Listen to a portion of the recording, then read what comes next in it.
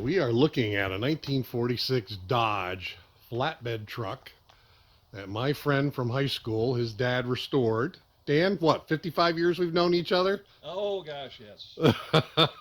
And Dan's dad restored this truck probably 15, 20 years ago.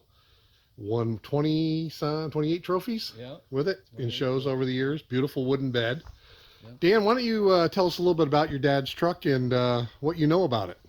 Well, this truck was originally my grandfather Marco's truck. He used it as a farm truck. It's a 1946 Dodge, 1.5 ton. When Dad retired, I guess it was 1992 when he retired from working at Amphenol, and he had through the years ran this garage as a used car garage. So he was very adept at rebuilding fenders and making things work mechanically as well as patching holes and things of that nature. So he was always doing that stuff, even when he was working at the plant in the city. Well, when he retired in '92, he got ill right away and wasn't able to do much for a couple of years.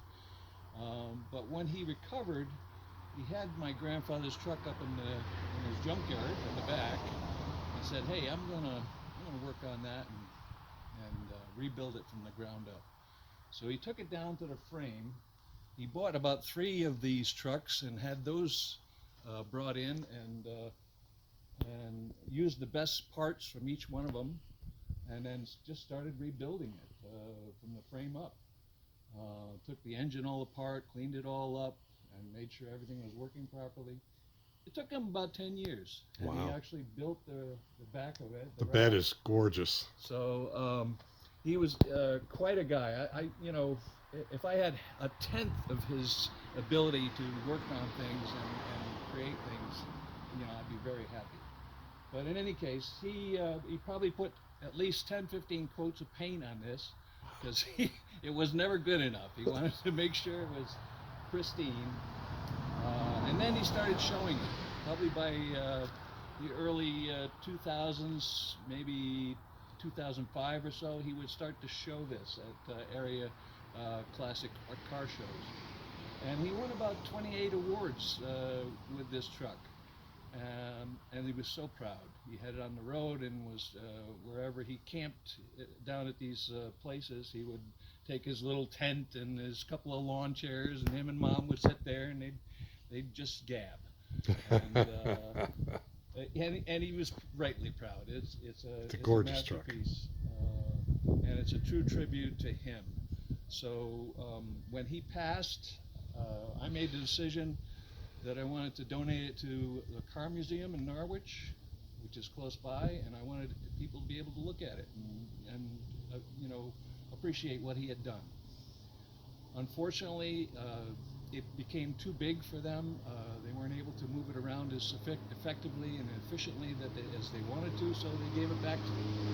So now I'm at a point where I was a chef my whole life. I don't know how to fix this thing.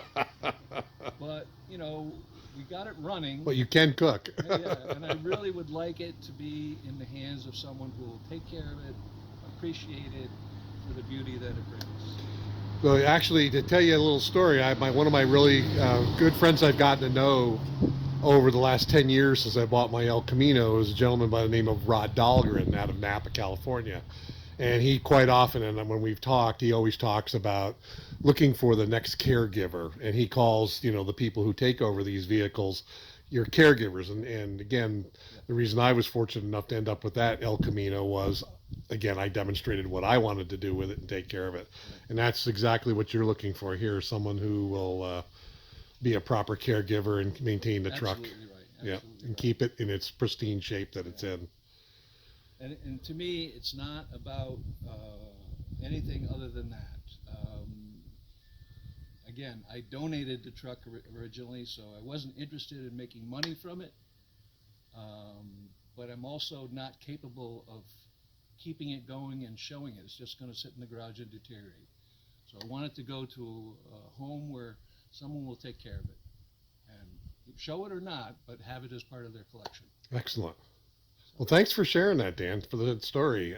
Just fascinating. I knew your dad from many, many years ago, and I think this was a bit of a surprise because I had moved away for many years and didn't know that he had done this work until Mm. you and I talked about it. And I'm just fascinated with this truck.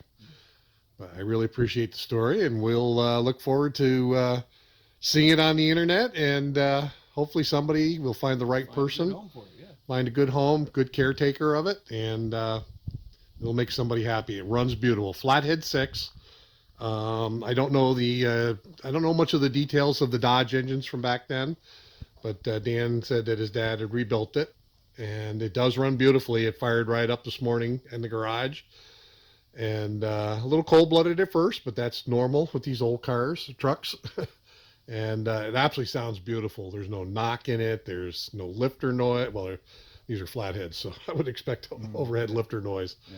Truck is gorgeous. Underneath is like virtually brand new. Got a brand new look there. Still very nice silver exhaust system. There's extra set of tires, I think, that you said go with it as well. One extra tire. One extra tire. Okay. Yeah. Well, we hope we can find the right person that will enjoy this magnificent piece of history. And if you're interested, we'll have the contact information within this YouTube video, as well as the link to the ads.